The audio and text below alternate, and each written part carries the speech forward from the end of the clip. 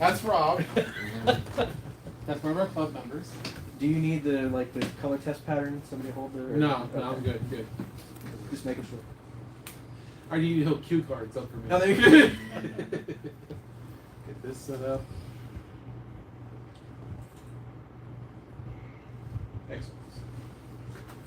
Are we ready? This will be my first class ever, so bear with me. Ladies and gentlemen, welcome to the BQ class.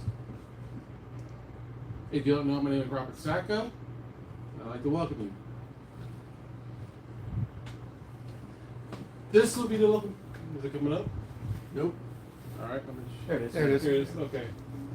This will be the locomotive we'll be concentrating on today on the build.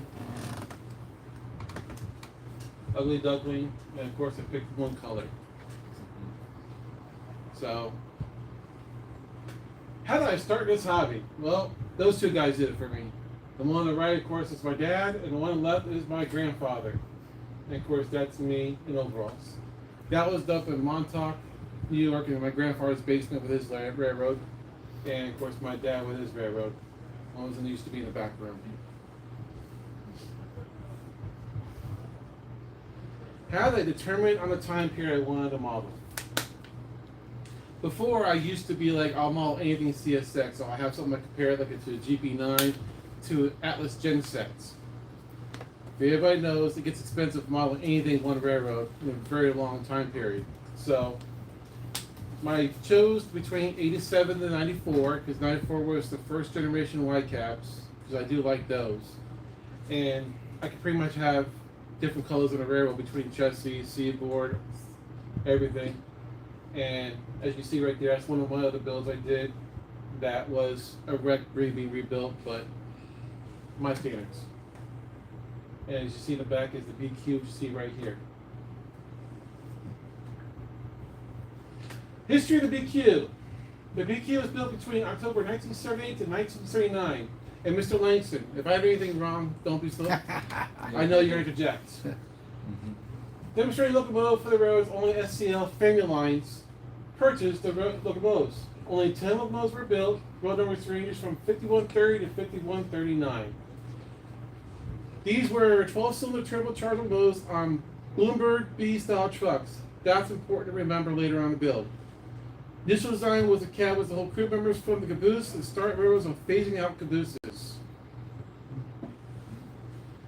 When CSX Corporation was formed on November 1st, 1980, but the merger wasn't completed until 1987, correct? 86. 86? Yeah, well, the two railroads were coordinated but run independently to some degree. Yes. And then in 85, 86, they combined the two. Okay, together. I'll change it to 85, 86. Yeah. When CSX started renumbering locomotives, the BQs were renumbered from 3000 to 3009. By the early 1990s, CSX determined the experiment was not successful and began to start blocking out the windows and converting to B units. Once each window was blocked out, the letter B was added at the end of the road number. By 1993, all BQs were plated. Unfortunately, all were retired, and the last one survived. Last one was scrapped by 2001, leaving no survivors. I'm surprised someone didn't go to the museum. Yeah, I know. 3009 was the only locomotive not to be plated. After receiving its Grey Ghost paint scheme, shortly after, the locomotive was involved in a train wreck, suffered frame damage, and was never repaired. As you can see, finding pictures online or books are a great resource for modeling your BQ. The 3 pictures I have here from a Warren Calloway collection. He sent those to me. Thank you, Mr. Calloway. The next 4 is from Mr. Langston. Thank you, sir. Now, as you can see here, I'll go back here. What number is that locomotive? 5135. What number is this one? 5. What's the difference? No symbol. Yep. Interesting. I learned that when he sent those pictures to me. That happened to be the only BQ27 that they're. Yeah, BQ23 received the BQ23 Bill's logo. that- yeah, Yeah, I seven looked into that. that Bill shot. There was only like one of each class that got a nose herald. Yeah, so- because they didn't do many. There's your 4 back view with the M5 caboose, correct? Correct. Yes. So, And depending on the time period you want to model, it'll help you determine how you want your logo to look. You want the nose logo, no logo. Yep, that one has strobes on it too. That's on at Weldon, North Carolina, on the A line. Door open. That'd be the new one. Need to model the door open. At the time I started making the presentation, only way to make the BQ was with the Bachmann shell at the time. These used to be the Shapeways. Shapeway used to make the shell or the cab, but unfortunately they went out of business and there was no way at the time to get a cab for it. So I'm going to be showing you how to do one with the Bachmann shell and the Atlas frame, which this gray one right here would be representing. This one I have up here is one of my older Bachmann shells I sold to somebody. He still runs to this day. That's one of my earlier builds.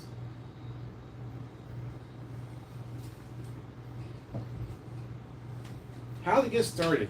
Well, first you need to locate a BQ. They're somewhat still relatively easy to find. I've been finding them online.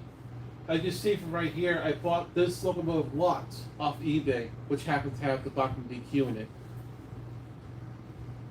And of course, I was happy when this one came with it because it was already patched out, number, everything for CSX. So that's displayed in my cabinet right now until it gets a decoder.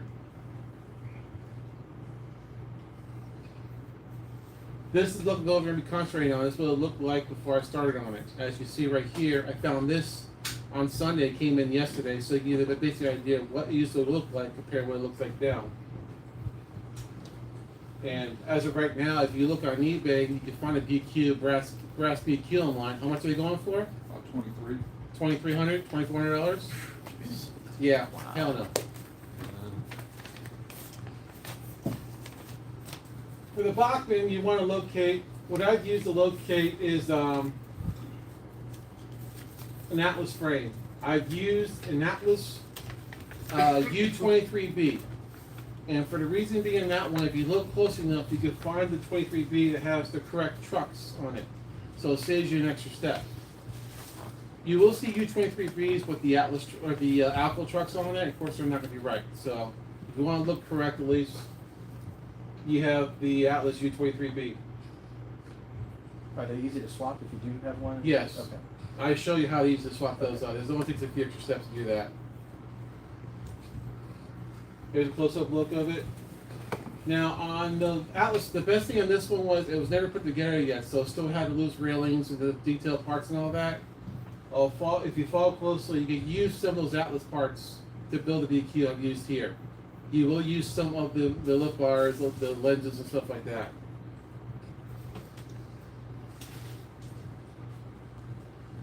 The first thing the BQ I did was remove the horn. Now, you don't want to just remove it, you want to try to cut it, like I did here, because you want to fill that hole.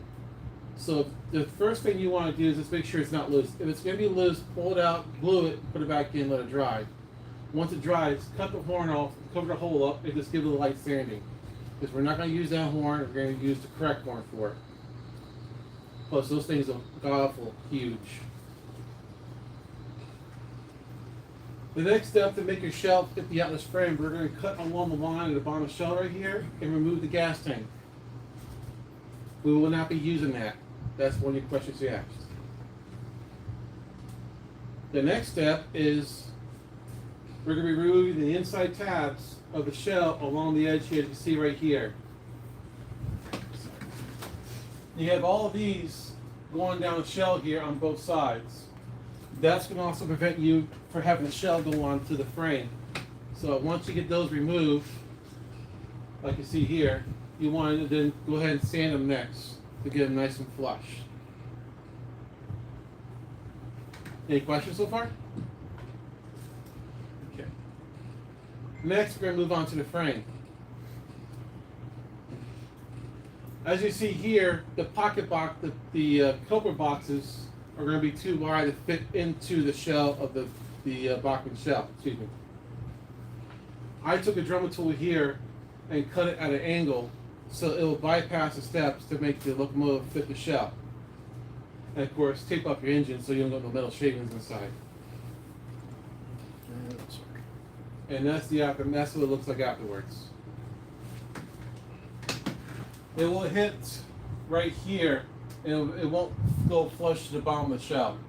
So make sure that's what you do, especially to get it to fit.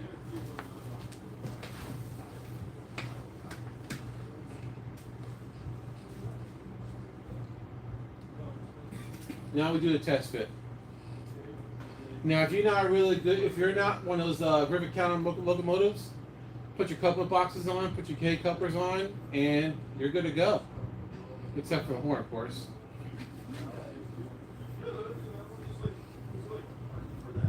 But me, I could go a step further. We're going to remove these railings, and we're going to throw them away. We will not be using these again.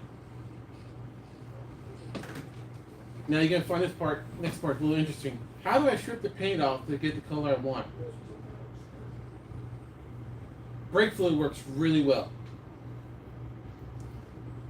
I did an experiment years ago by mistake with the Bachmann shell where it fell into a bottle of brake fluid I had, and I pulled it out and I could start to see the paint just started to come off a little bit. So I put it back in there as a kid, being a young kid, and believe it or not, it peels right off almost. So soaking your shell in brake fluid actually works really well.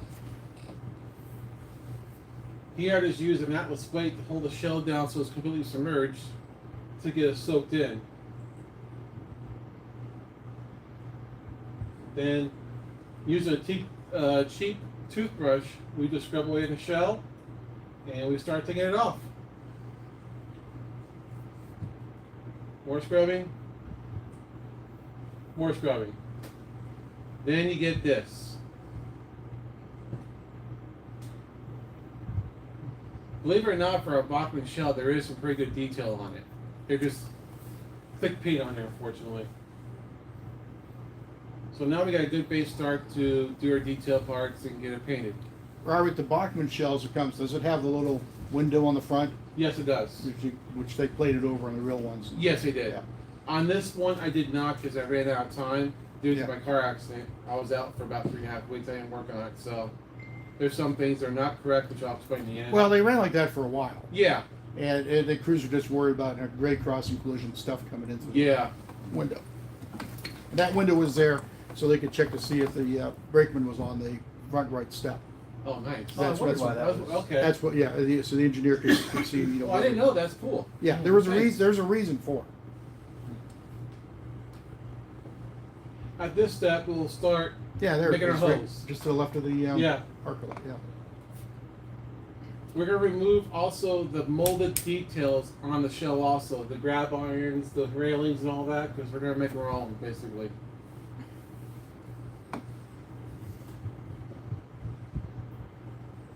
There you are right there, with all the holes drilled, the molded details removed.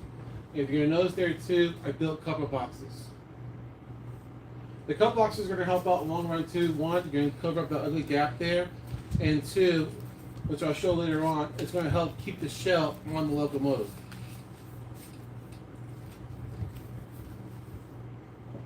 Repeat the same process in the back.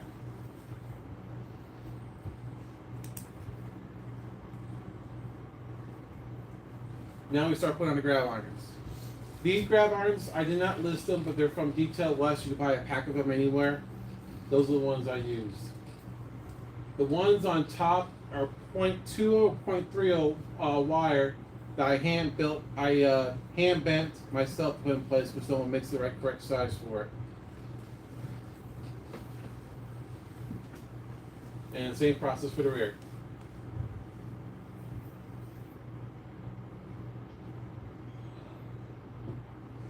There's the thing I was talking about, the couple boxes.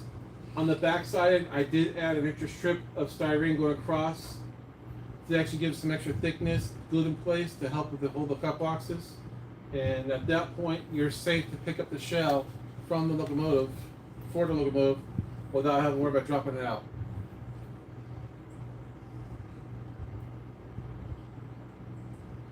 Remember those Atlas parts I told you about? That is an Atlas cup lift bar. Just drill the holes and put it in. This will save you some money on buying some extra detailed parts to do the leading with. Same thing for the rear.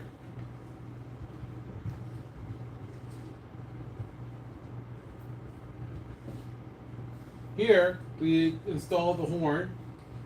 We installed the sunshades. We got the couple lift bars on. We got the grab irons on. The only thing I don't think I showed on here, but I do apologize, is I used .040 wire and I bent the railings myself to go down to the steps on both sides. I don't have exact measurements, but the way I done was to start with I just made a 90-degree angle, put it in there, measured where the next angle was, and just bent it in place and so on to get where I'm at. I don't know why I didn't show that part, but I do apologize.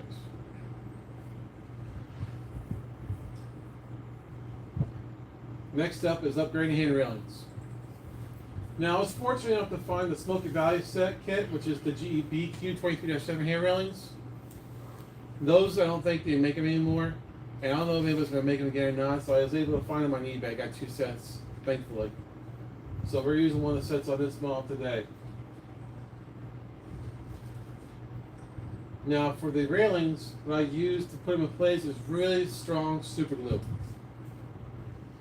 I did one at a time, wait till it dries, and go down the line.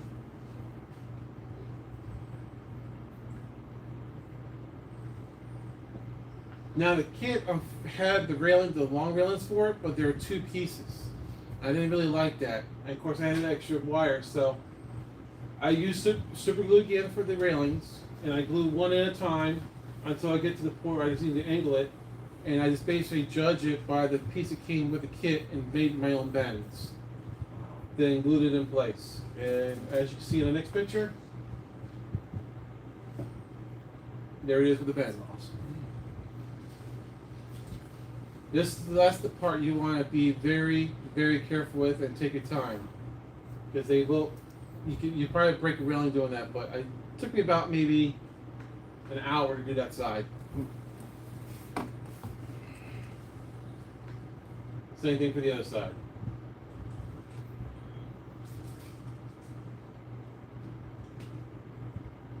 Now you can see right there, you can see the back railings too, where I hand bent them and put them in place.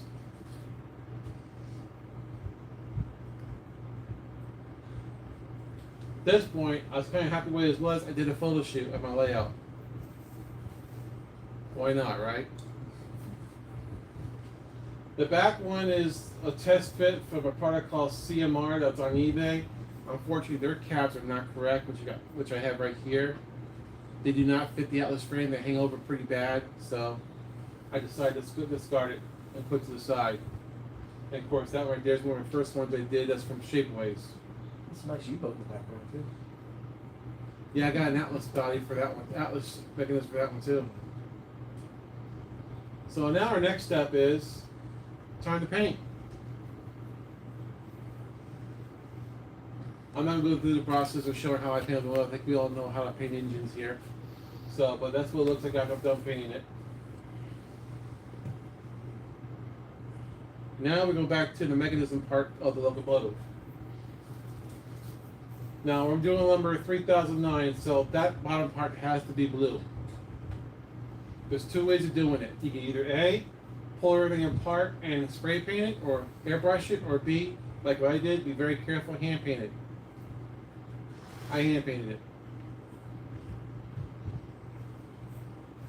Now, once you put the tanks back on, you can actually just go ahead and finish coloring it up, because I used that part to hold it as I was painting the tanks on the engine. But once you put the tanks on, they're back in place, then you can finish painting that part and let it dry. That won't hurt nothing at all. Or you can just leave it alone, because you're really not going to see it. Next step now, we're going to start adding on the detailed parts. And of course, stupid me to realize that after I put out his MU hoses and glued them in place, I forgot to paint the pilot blue, which I'll show you later on. Same thing for the rear.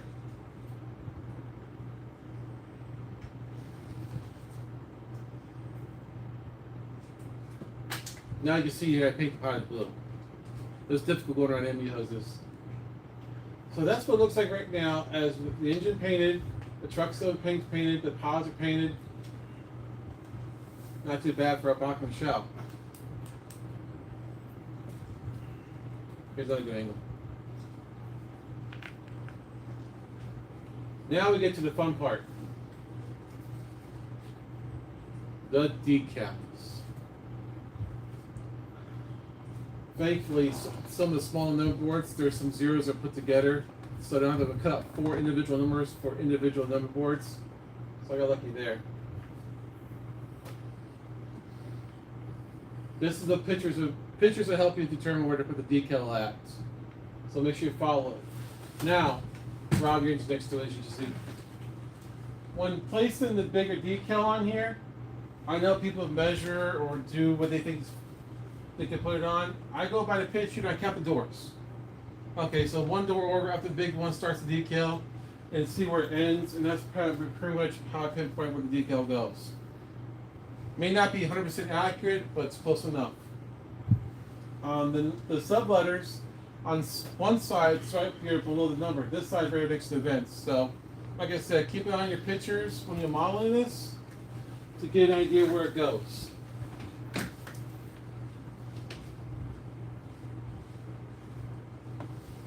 More Atlas parts. We're going to be using the number boards off of it. As you see on the top right hand number board, I have one glued in already. You will have to cut these off. The Atlas number boards, you have to cut them down, sand them, and also sand around the hole a little bit of the number board in the bottom of the shell. Then you just glue them right in place. Now, as far as the headlight bulb itself, I have 2 different sizes. But unfortunately, one is too small and the other one's too big. So I'll have to either A, try to find some Bachmann ones and put it back in there, or take the ones that are too big and take the time to sand them down a little bit to squeeze them in there. Which, unfortunately, that I didn't have time for before the class started.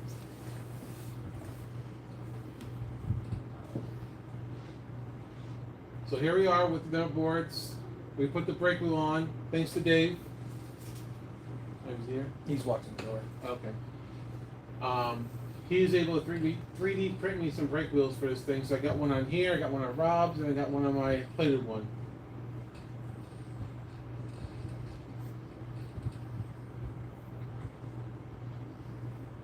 And now you can see now that we went ahead and look at more pictures to see where the yellow goes for safety. Got that painted on. Here, since there was no time to cut out the windows for it, I put the Bachmann window back in.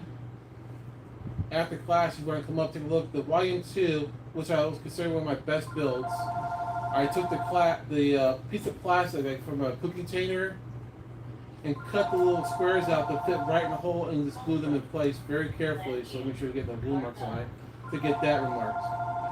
And of course, that one has the white blades on it. This one doesn't have any white blades on it yet. Thank you, phone. Mm-hmm. Same thing for the rear. We're using the Atlas number boards. We cut down, sand it, and glue in place. We got the decal on. And of course, like I said, we can't use the headlight lenses because they're not quite right.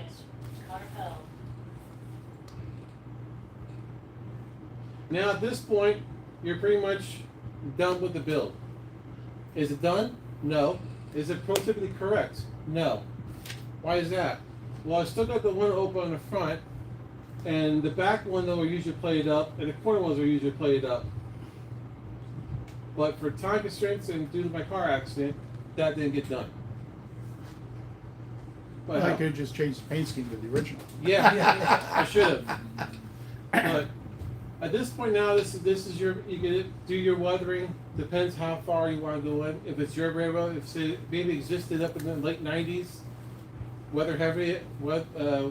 heavy weather it, light weather it. As you see from the mechanism, there's no decoder in it, so it's up to you which one to put in. Some people like using Tsunami, some people like using ESU and all that.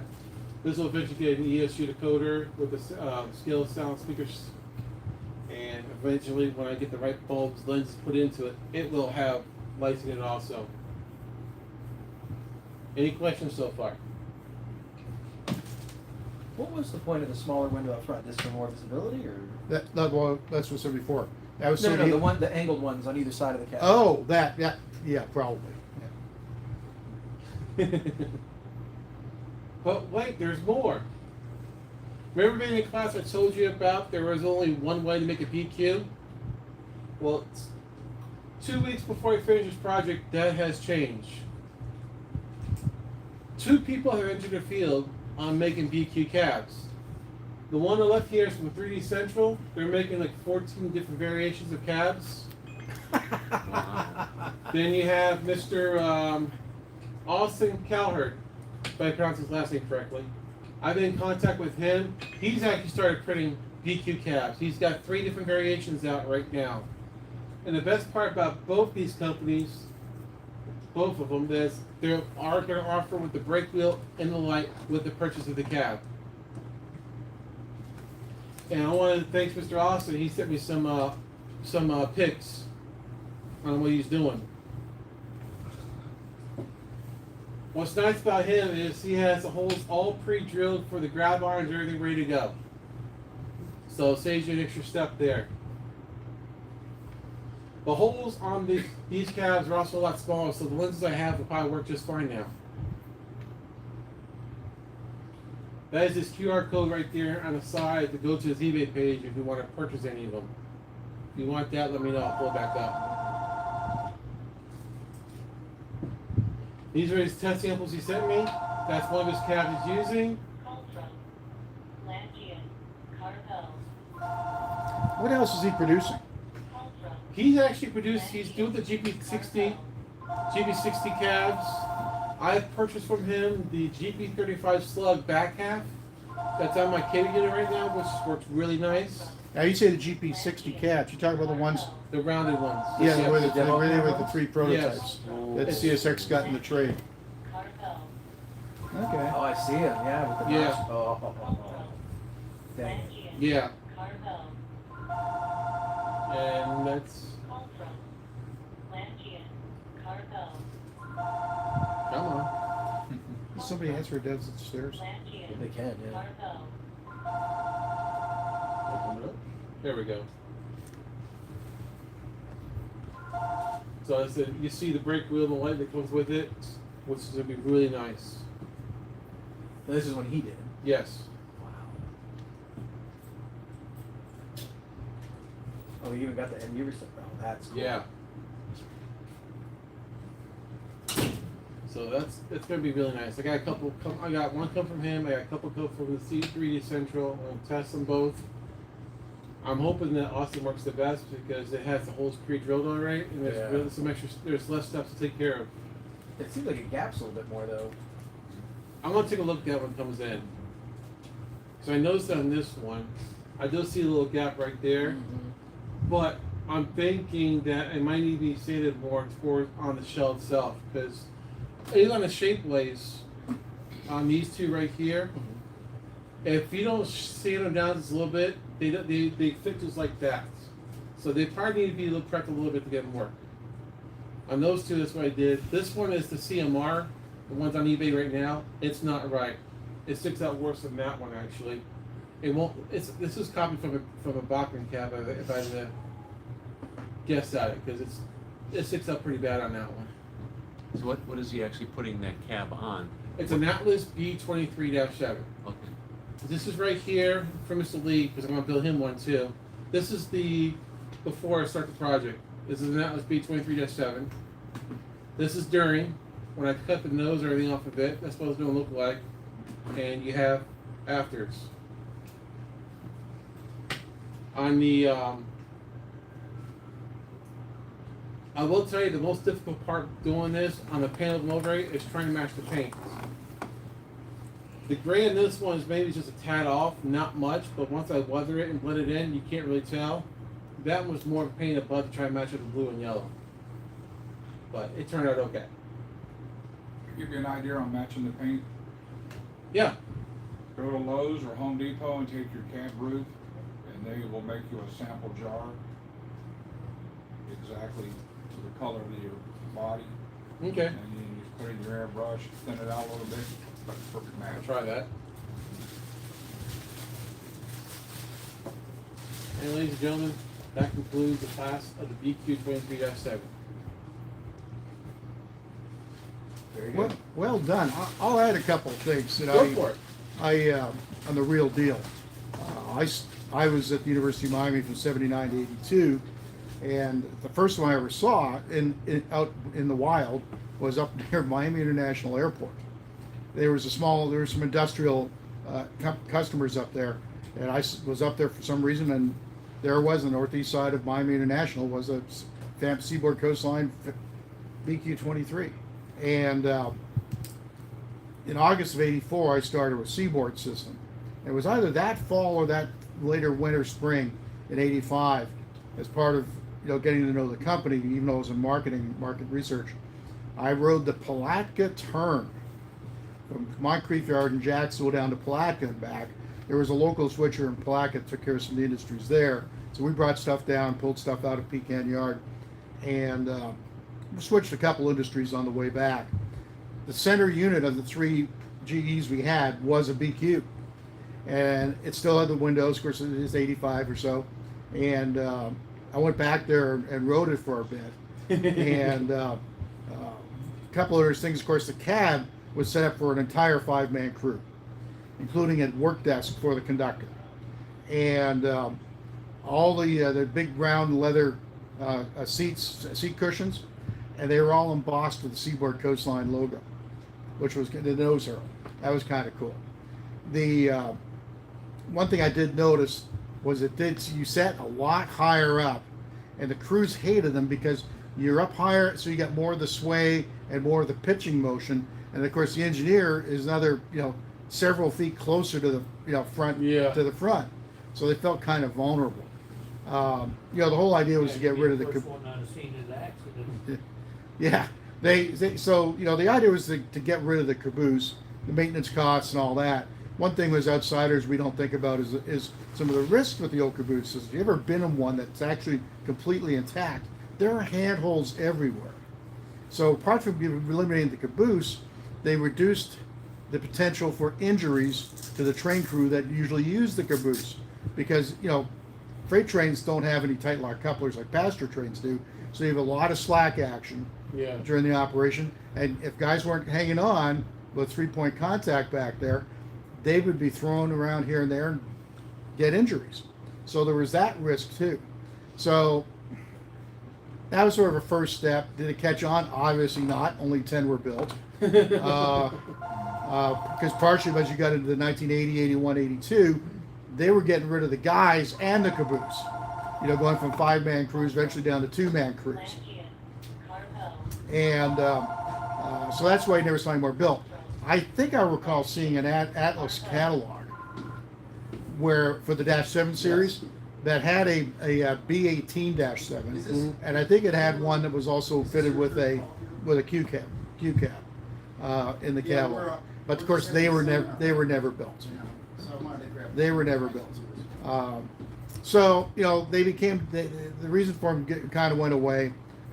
Technology replaced the cabooses safety features with the EOT, with the flashing light protection, and then also the EOTs could transmit to the engineer saying, yes, I'm moving, and also here's what my air pressure is. And there's actually a 2-way capability where the engineer could actually download, drop the air from the rear of the train rather than the front, or he could do both at the same time in an emergency application.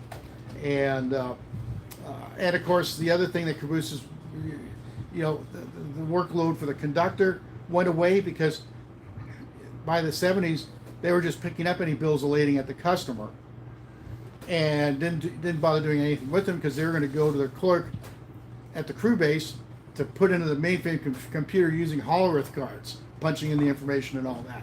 Of course, now that's all done by the customer themselves, getting on a laptop, and the billing is, eliminated all that handling, and the customer bills the cars themselves. But so they didn't need the workstations. The crews weren't sleeping on the cabooses anymore, so they didn't need that function of a caboose. And as far as seeing stuff dragging, well, if you're on a 2-mile long train, 10,000-foot train, you can't see only but maybe a fifth or an eighth of the train length ahead of you stuff dragging.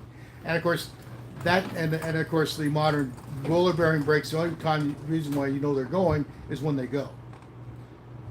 The only way you can detect there's a problem is because the ambient heat from a burning out bearing. Whereas the old days with the plain bearings, as they called them, friction bearings we sometimes call them in the hobby, you had the oil in there and an exposed bearing, and it would start to burn and smoke And yeah, you would see that and smell it and hear it.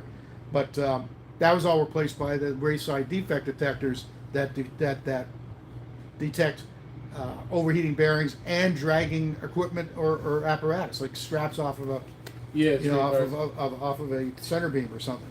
So all the reason for the caboose went away. And as far as having people, you just got 2-man crew now.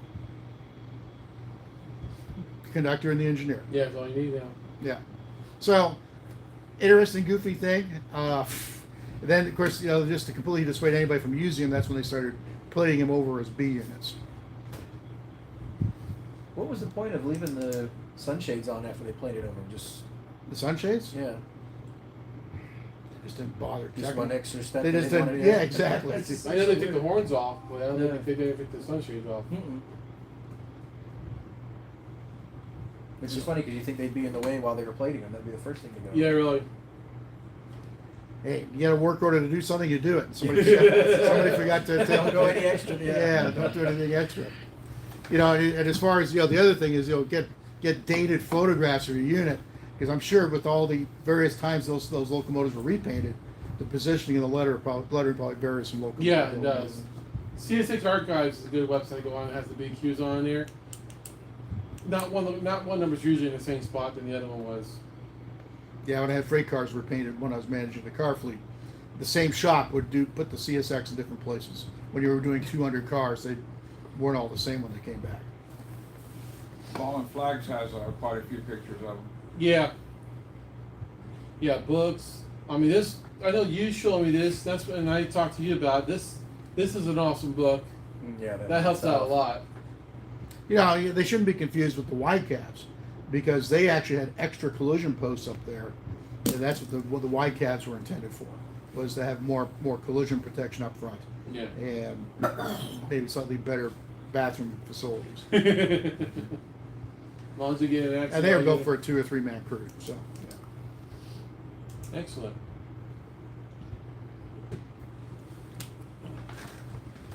Thanks, guys. Thank you. Thank you, Robert. Very well done. Look forward to seeing that photo this year. I'll do Cocoa Beach.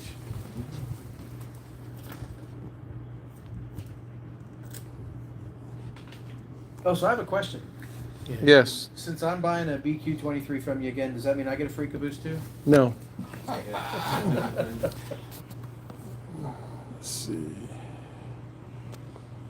Yeah, just something when you get down, strip these Bachmans. Mm-hmm. The body's not that bad. Like